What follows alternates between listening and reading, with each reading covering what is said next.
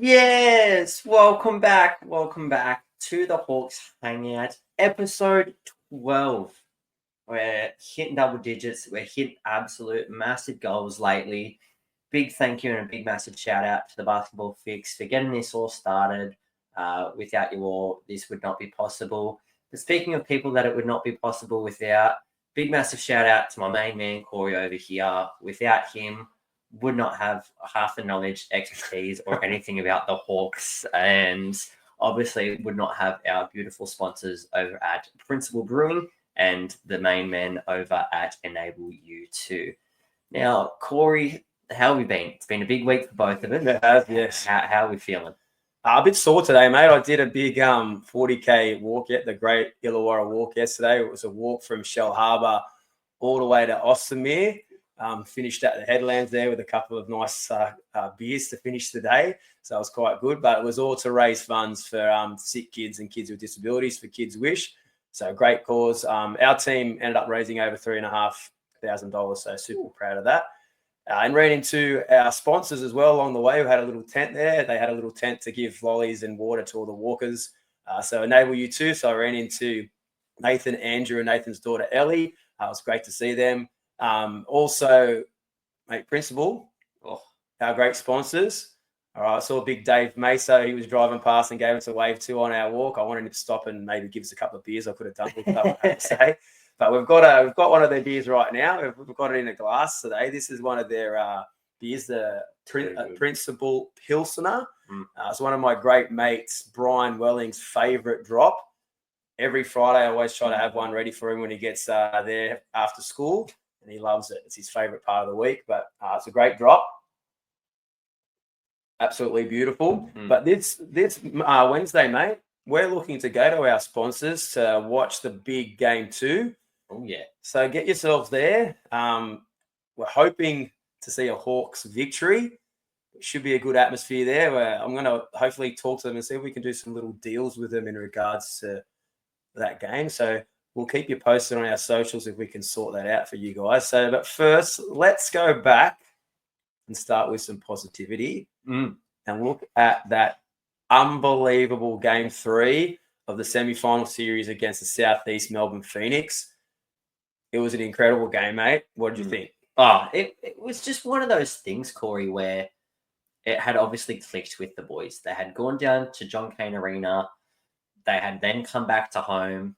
Wasn't really much of a turnaround. We know it's been a bit hot and cold with turnarounds, and the Hawks hadn't played for a while, and all of these excuses and stuff that were going around. But we came home and we got the job done. We got it done in absolute ridiculous fashion, Corey. The Hawks led the entire game. From the moment the ball went up to the moment the last buzzer went, there was no stopping them. Now, for me and for you and for everyone else that was watching it, if the Hawks keep playing like that, which we know they can because we've seen it, they are unstoppable. Their final score was 126-96. Yeah, okay. We had a stat there in the other episode that, Phoenix liked to win their fourth quarters, and they did. But every other quarter that they played against the Hawks, they lost by at least 10 plus points. Now, it was just absolutely huge, and it was all led from the front by our main man, Smell the Hell, and he was absolutely filthy. He had a positive plus minus of 35, Corey. That's ridiculous. It's the best any Hawks player has played this season. Yeah, he came out after a very disappointing game 2, and he was the one who led the super fast start that we really needed to get everyone's nerves settled. And we came out in that first quarter. He had 16, I believe, in the first quarter, and he was just phenomenal. He was getting to the rack, getting to the free throw line, hitting threes. Absolutely incredible performance, and it was exactly what we needed. Oh, yeah. And his partner in crime, Harvey, also had a great game. But I don't think we had a poor performer in that game. And I'm saying if the Hawks play like that, I don't care who they played in that game, they were going to beat them by 20. Yeah. Any team in the comp. They would have beaten Melbourne, Perth, anyone if they played like that. When you hit 19 three-pointers in a game of basketball, you don't often lose. Nope. So 19 of 39 from 3. Absolutely phenomenal shooting. And their Achilles heel, free throws, they didn't miss one. I couldn't believe it. They went 17 from None 17. of those. There was none of those. After the previous game where they were 17 and 29, they go 17 from 17, 27 assists, 50 rebounds, and 42 bench points. It was a phenomenal display. And one of the big performances that probably shocked a few people, but his form has been spectacular of late, is the golden boy, Tom Brady, Toddy Blanchfield. He's turned back the clock. He hit 8 threes. At one stage, he was 8 of 10 before missing a couple late in the last minute or so to finish with 28 points. And every time he shot the ball, he just knew it was going to go in. I kept turning around to you going, what are we seeing here? This is like one of the great NBL performances in a finals game for a role player, not a starter. This is a role player. It was incredible, and I loved every second of it. Well, it's funny that you mentioned that he wasn't a starter because they did make a mistake on the score sheet. Yeah, and Josh King was absolutely blowing a fuse, calling for technicals, and the game hadn't even started yet. And what had actually happened was Tatum did not wear his glasses while he was filling out the pre-game sheet of who was starting. And because you've got 22 and you've got 21 right next to each other on the sheet, he's accidentally ticked the box for Todd Blanchfield and put him down as a starter. The man went in there, played 43 seconds, got 1 rebound, and that set him up for success for the rest of the game to finish with a beautiful 28. And as you said, Corey, he just was absolutely unstoppable. There was no stopping him. I even channeled my own inner Todd Blanchfield this week, and I'm sure you've all seen it on the socials. Oh, man. But he was absolutely unreal. Incredible. And the atmosphere at the WEC, I've never experienced anything like that. And I've been a Hawks fan for over 35 years, and I've never seen it like that. The whole crowd was engaged from start to finish, and pretty much the game wasn't even really a contest. And often when you go to Hawks games, if the Hawks are up by 20 and it's like it's over, the crowd loses interest. It did not happen. From start to finish, every play, every single crowd member was locked in. The chants were going of Illawarra. We even had an old school Sobeys a wanker. I've never heard that since Wally Lewis in the State of Origin. Wally's a wanker back in the 80s or 90s. I just couldn't stop laughing. I had like tears rolling down my face with laughter. It was absolutely hilarious. And it just was great atmosphere. The place was absolutely rocking. But unfortunately, I didn't feel that atmosphere. No. In game 1 of the grand final series. And we're going to move on and let's talk about this game 1 of the grand final series, mate. You start us off. Just before we do that, I do want to mention a really big statistic from us heading into this. So the biggest statistic that they had in that game, everyone had a positive plus minus. And we talked about that. The only 2 people that didn't were Luca and Zach. They got on, they didn't score. There was a minute left of the game. Yeah, that's where they made a little bit of a comeback to make it 30. They made a little bit of a comeback. Our man Dan Greeter, the big mullet boy, big shout out to him. Got ejected from the game, thrown out of there, still finished the game with a positive plus minus. So Dan, if you're watching, we love you. Shout out to you. Keep the dog mentality, keep the underdog mentality going, boys. That was the craziest ejection I've ever seen. I understand why it was an unsportsmanlike, then a tech, which is automatically an ejection. But that foul was not an unsportsmanlike foul. Nowhere near an unsportsmanlike foul. I got upgraded after review. And for him to like just shout on the floor, like he didn't push or shove. I get they're bringing that rule in because they don't want to carry on. I get it, but it's got to be probably the softest ejection in NBL history. Oh, absolutely. Now, speaking of this grand final, Corey, the Hawks were winning it there. They were winning all the way up until the 3rd quarter. Now, the game finished at 96-88.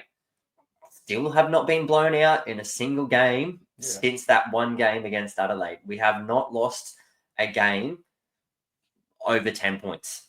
Now, it's a statistic that we're going to cover right at the end of this little segment.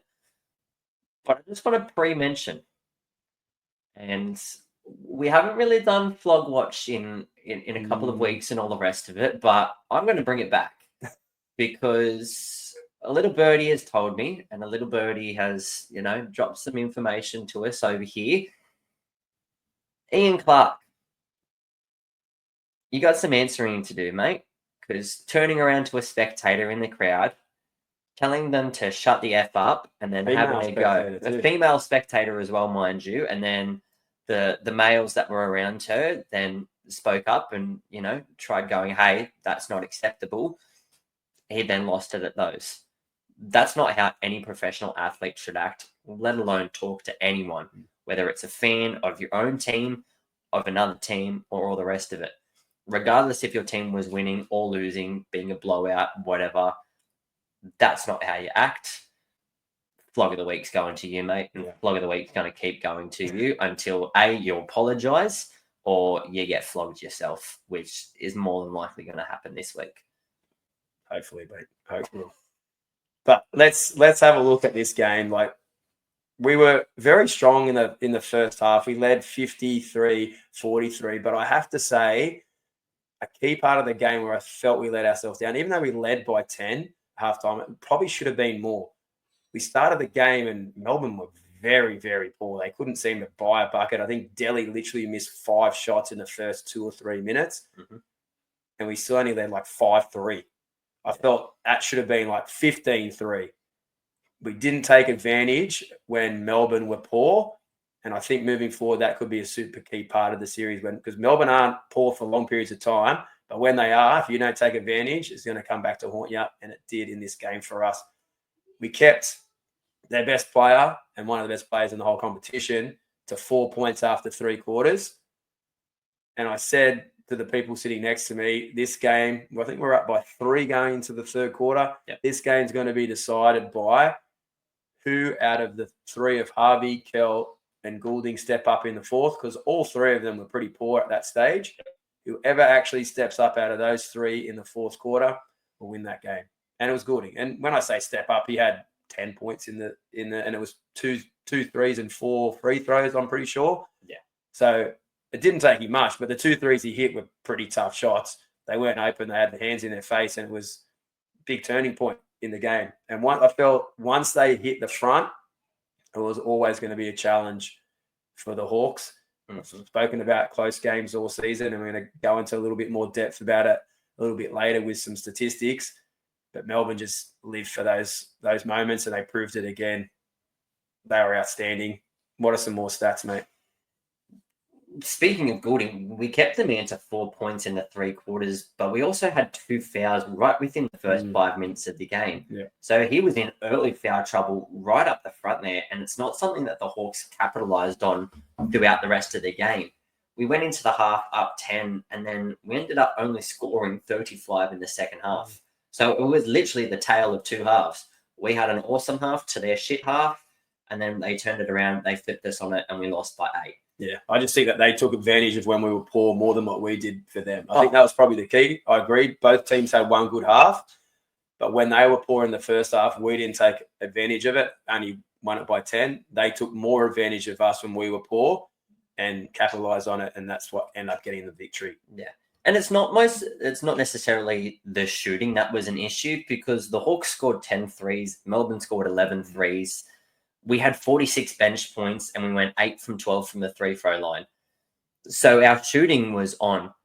It was the defense. It was the 1% plays, and it was the 1% mentality and the efforts on the defensive end that were absolutely abysmal and shocking. It was like watching an under-12s football team play. There was no tackling. There was no nothing. There was no aggressiveness. It was like, yeah, I'm just going to let him walk past me. Melbourne got a lot of easy buckets. Like, I agree with you. Yeah. So many easy buckets. And probably the biggest key stat was the rebounding. I looked at all the stats, and the Hawks were either better or at least close enough or equal to Melbourne and all the other stats, but it was rebounding 54-39 and offensive boards 14-8. So offensive boards means you're getting second chances to score. And Melbourne got so many good players, you do not want to give them second chances to score. And I think that in the end, when we look at the stats, that was probably the key single stat: 15 extra rebounds, 6 extra offensive boards. When you're getting those boards, it means you're getting more chances to score. And in the end, that's what happened. And they got us in the end. Yeah.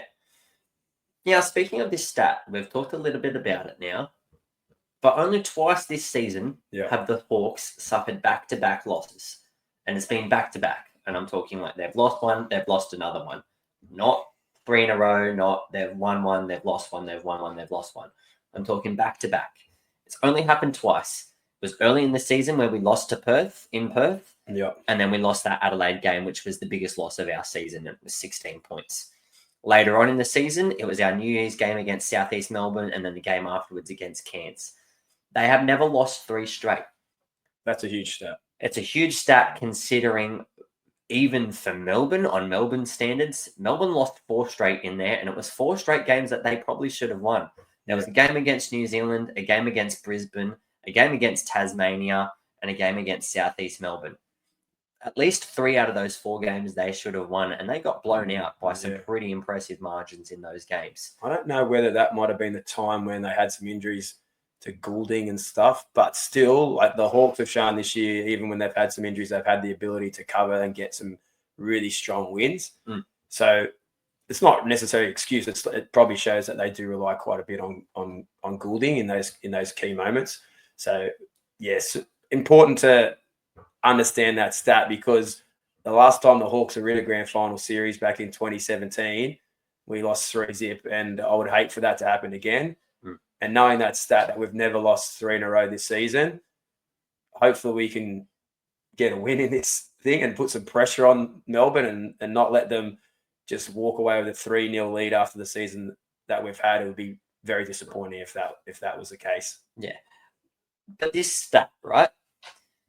The games that have been decided by 10 or less points to the Hawks. So anything under 10 points this season that the Hawks have played in, we are 8-10 for the season. Yeah.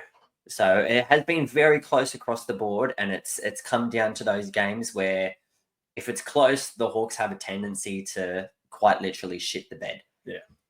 And that's when we say close, that's 10 points. So sometimes a 10-point game isn't necessarily that close, but we wanted to show you guys, like, when it's even that sort of a margin, what our record's like.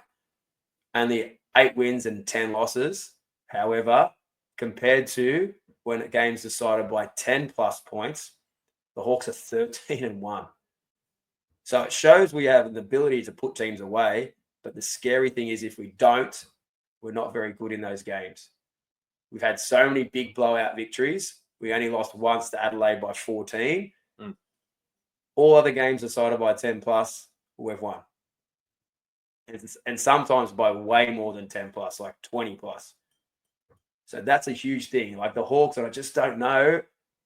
We did it already into Melbourne this year, but in a final series, are we going to be able to put a big score and win comfortably against them? I don't know. Watching the game the other night, felt like they had a little bit of the Corey Stampitis going on there. They did, mate. Like, and I'll explain to you what I feel like that is. I'll own up to this, and I have to say, like, that first finals game, I actually didn't enjoy it. I went in there and I sort of felt like I was worried about the game the whole time. I didn't allow myself to enjoy the game. It's probably because it means so much to me that they can win another championship or have the opportunity to win another championship, that I didn't allow myself to actually enjoy the game. I was too busy worrying about the result. And then when Melbourne hit the front, I just almost conceded in my head, it's over. And I just didn't allow myself to enjoy it. And I think maybe the Hawks team had a little bit of that themselves, in that they were so worried about, we've got the home court advantage, we need to win this game, we've got to get the job done. And rather than just enjoying themselves and being like, you know what, we're in a grand final, let's really embrace this and play just like we've played all season and really enjoy ourselves, be together, play hard, and get a win, they didn't allow themselves to do it. They seem to be tense. They seem to be lacking that focus in key moments. And I personally, I regret. I felt like as a supporter, I wasted that game one, because I went to the game and I didn't enjoy it. I walked away thinking, like, what are you doing? And I've made a promise to myself now, for at least if we get 2 more games, that I'm just going to enjoy every single play, every single moment. not worry about the result. Believe in the team that they can be successful. They've shown it throughout the whole season. And hopefully the Hawks can have that same sort of attitude. They know when they're at their best, they're near impossible to beat. So they just have to focus on each play, playing hard, being their best, not worrying about the result, not worrying about that it's a grand final. Just enjoy it, because you don't get many opportunities in your life to be in this position. And if you look back and you say, you know what? I look back and that was a terrible part of my life because I was so nervous and I just didn't embrace it and I didn't enjoy it. You're going to have regrets. Mm-hmm. I've already got regrets for that game one, how I handled it as a supporter. So hopefully the players realize that and they understand that let's go and play some free basketball, play tough, play locked in, play for each other, and they can turn this around. Absolutely. Now, speaking of turning things around, our Game 2 matchup, the Hawks this season, they're at a 2-2 standing at John Cain Arena. Now, our away record is an impressive 10-6, but Melbourne United are 11-6 at home. For me, the big key to this game is CG43 himself. Now, he had a mediocre game by any means necessary. I scored more points in a social competition than he did in a professional basketball league game this week. But the fact that they still won and he had 2, maybe 3 fouls by the end of the game and 14 points is absolutely scary, because this man at home with an entire sold-out crowd down there is an absolute weapon. Yeah, and we saw what he did in that Game 3 decider against Perth. He was phenomenal at key moments. But I'll say one thing at that as well, because I agree with you, it's a scary prospect. We lost the game when Goulding wasn't spectacular at home. Now, we know he's not going to be that poor again at home when he goes to Melbourne. But I'll say Harvey and Kel were very disappointing in Game 1. Harvey, I believe, had 9 points and Kel had 6, and that 6 included like a meaningless basket at the end of the game. So they were heavily restricted. And we were still in a winning position in that game. We led 67-64 going into the fourth quarter. And again, it was that case of who's going to step up out of those three. And it was CG43. He stepped up in the fourth, while Harvey and Kel continued to be restricted. And of course, it was disappointing. And that was the key in the end to the victory. They got it done. So we have the whole season, I have to say, Harvey and Kel, there's been, I can't remember any time if they've had a poor game, they've had it backed it up with another poor game. Yeah. They've tended to bounce back and have a strong performance. So if that's the case, the Hawks are going to give themselves the chance to cause an upset in Melbourne in Game 2. But I feel Melbourne's tactics, and it's going to continue for this whole series, is they are going to put everything into restricting those two. And they're going to let some other players potentially have some open shots. They're going to work on percentages. They did it last game. They were happy to let Wani shoot. They were happy to let Hickey shoot from the outside. And it ended up working for them. So I guess what's going to have to happen is some players are going to have to step up. Now, our man, Squid Game 3, H.J. Lee, was incredible in minimal minutes. Oh, yeah. He was efficient. He didn't miss a shot, hit 2 threes, got an incredible and one with a nice little scoop shot on the drive to the basket. He was exceptional. I was actually a little bit confused why he didn't get some more minutes, but we're going to need someone like that. If they're restricting Kel and Harvey so much, people who are getting a little bit more space are going to have to take advantage. Toddy Blanchfield did a little bit. He hit some threes again, but wasn't obviously as good as he was in that Game 3, but not going to expect him to do that every time. But we need some guys to step up. Yeah, and there was an obvious falling focus early on in the game, especially on the offensive end. It all ran through him, and he racked up the points quite quickly. He got to 14 to 16 points by the end of the first half, and then that was it. He was put on ice for the rest of the game. He came out for maybe 5 minutes towards the end and gave Lockie some rest, but the rest of the game, it was quite literally only a 7-man offensive rotation. They had Kelly out there, they had Harvey out there, they had Days, they had Wani, they had TB, they had Lee, they had Hickey, and they had Olbrich. So they had the 8. Frawling barely played. They only sent Greeter out there to get 3 fouls to get it into the bonus to get the ball back towards the end of the game. Yeah. And we go down the end of the court. We ended up scoring another 6 points to put us at least somewhat back in the game.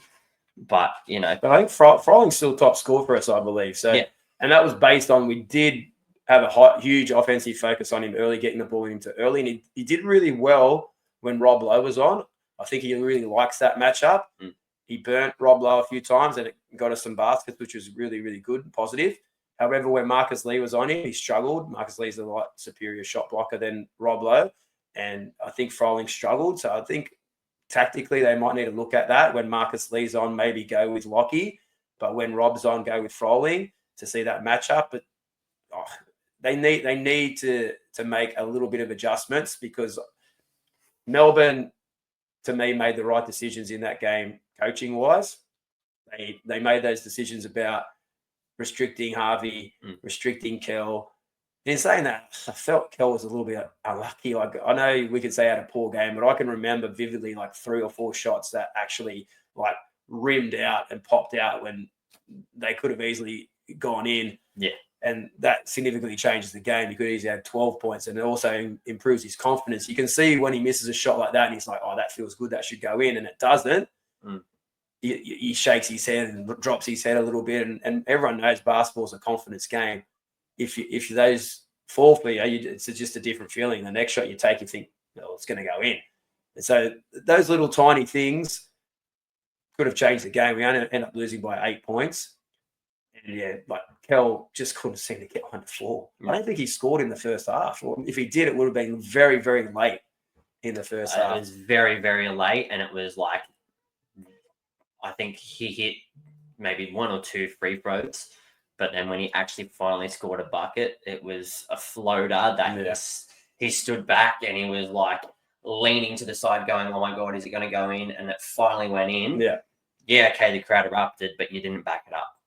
And it's something that he took accountability for in the press conference when he had that terrible game in Melbourne and he had that 2 points. He then came back out and scored 30. Yeah. He's 100% capable of those bounce back performances. He's proven it. And I believe he's going to do it again. He seems to have that sort of mentality and attitude, which is what you like to see in a player. But some other keys to this game, I believe we need to take better advantage of when Melbourne play poorly. And they will. They're not going to play a perfect 40 minutes. They will have times in the game where they're not great. And when they're not great, we need to take advantage, whether that's knocking down some threes, making sure our defense is switched on, that they get any easy, cheap baskets to get them out of their funk. We need to be able to take advantage when they're playing poorly. Start that game to be only up 5-3 when they were so poor was very disappointing. We should have been a lot further in front. And then the end of the game, our shot selection was very disappointing. And I know Melbourne had that focus on Harvey and Kel, but when the game's on the line, I'm not too sure we necessarily need Hickey and Wani shooting threes. I know Wani hit one to cut it to 84-80, but then the very next play had the exact same shot and wasn't able to knock it down, which is disappointing. Like, don't get me wrong, Wani has the ability to hit the three, and I believe statistics show he's got one of the higher percentages. However, I'd love to see some stats. I don't know what are his percentages quarter 1, 2, and 3 compared to quarter 4. I think there'll be some difference there. It's different hitting a three in the fourth quarter compared to hitting it in the first, second, and third. Because I'm telling you, Goulding's percentage in the fourth quarter will be significantly higher than it is in the other 3. Oh yeah. So that's a difference in a game and a player, and they're the players that you need to be going to in the fourth quarter when the game's on the line. You need to be running plays. Melbourne are the kings of execution. I've said it the whole season. They're the best team in the competition when the game is close. They are able to execute and get great looks. So many times in this game, they get a pass into the free throw line that would suck defenders out. They throw a lob. Jack White's getting dunks. Marcus Lee's getting dunks. Marcus Lee had like 14 points. The dude can't even score unless he's a meter away from the basket. And he had 14. I remember there was 3 of them. We fumbled rebounds that fell to him and he dunked it. That's Percenters. 1% is huge. Marcus Lee should not have 14 points. I respect him. He's a great shot blocker. He's great at finishing alley-oop plays, but man, he shouldn't be getting 14 points when he can only shoot from 1 meter away. Absolutely. Now, our quick predictions for the next 2 games. It's at least going to a game 4, but we won't cover game 4 because we've got another 2 games to cover in that time. Corey. Yes. Game 2, John Cain Arena, Wednesday. What are we thinking? Okay, my quick prediction is I think the Hawks would be better. Mm-hmm. But again, I think it's going to be a close game. And those hoodoo of losing in close games will come through again. I think Melbourne are too good in close games. And I think we'll go down by 2 or 3 points. Mm-hmm. So we'll be down 2-0. I do think they will bounce back in game 3. And we will put a potentially big score on them and win comfortably to get it to 2-1 and get ourselves back in the series. But then we're going to have to somehow win an away game. That's how I see the next 2 games playing out. What about you? Yeah, absolutely. I'm going to take the flip side of that. I see them getting a sneaky one now and bouncing back and getting a sneaky one now at Melbourne. I can see them then going up by at least maybe 3 or 4. It's going to be a close game no matter what. I then am the same as you. They're going to come back home. They're going to be firing after that. It's going to be a Sunday game on Sunday the 16th. And the boys are going to be coming out firing, knowing that it's tied, it's reset. They're back in front of their home fans. They don't want to let it down again. They'll come out, they'll put a decent score on them, and they'll go up 2-1 in the series. Looking then forward at that, while we've got a bit of time before we wrap up the episode, Corey, we've got a game 4 in John Cain Arena. Now, you're saying that the Hawks are going to be down 2-1. Do you see them winning that 4th game in John Cain Arena and bringing it back home for a game 5, or do you see it wrapping up? I'm going to say I don't want to look too far ahead. We won't look at game 4 unless it's needed, I think, because it's like you don't want to look too far ahead. I'm hoping the Hawks can get a win to send it to a game 4. Mm-hmm. But at this stage, I'd rather see what those next 2 games hold before we make sort of predictions for that game 4. I'm hopeful that there's going to be a game 4. And I'm grateful that we do have another home game. And I can tell you I'm going to be enjoying every single second of that home game at the WEC because the grand finals don't come around too often. And I don't want to be in the mindset that I was in game 1. So I'm going to definitely enjoy myself. It's going to be a great fun day Sunday, and we're going to have a lot of fun, buddy. Absolutely. Now, unfortunately, that is all we have time for today. As always, we appreciate you watching, following our Instagram, liking, commenting, reposting, resharing, absolutely everything you do. The engagement's been absolutely huge lately over on our socials. Once again, big massive shout out to the Basketball Fix and then our amazing sponsors over at Principal Brewing and Enable to you too. If you guys are around the Wollongong area and the Fairy Meadow area, definitely come check out Principal Brewing on Wednesday night for game 2. We will see you there. And as always, Hawks fly high. Go Hawks.